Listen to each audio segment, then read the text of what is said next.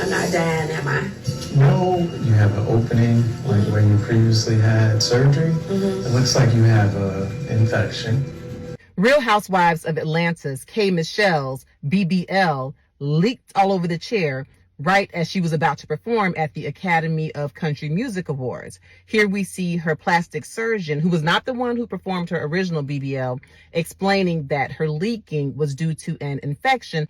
I'm Dr. Frita. I'm going to share with you some possible complications of BBLs.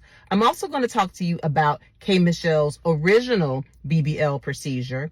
And very importantly, I'm going to share with you the safest way to have a BBL done if you decide to do one, your body, your choice. K. Michelle's original BBL procedure was performed in 2012, and it was not performed by a doctor. She shares that the person gave her butt shots. They literally injected silicone into her butt, which led to multiple complications over the years. Fast forward from 2012 up to 2024 at those Country Music Awards, and she's still having complications. She had a leak from an infection.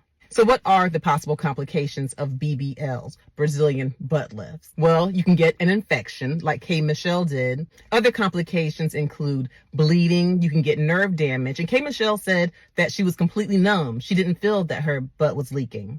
You can also have cosmetic complications. The BBL might be lumpy, bumpy, uneven. You can develop chronic pain.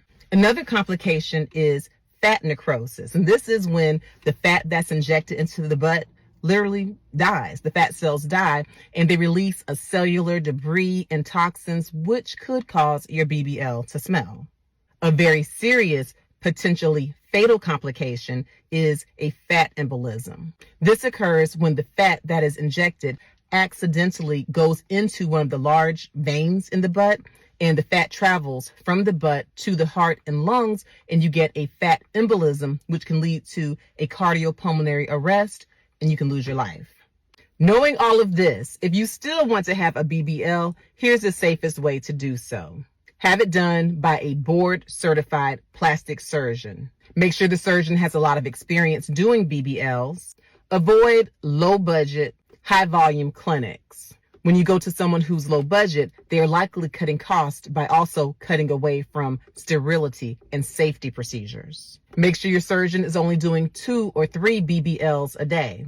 Also, consult with your primary care physician to make sure that you are not at high risk for having a complication from anesthesia or surgery in general. If you enjoy evidence-based medical information like this, I got a lot of it. So please give me a follow and subscribe.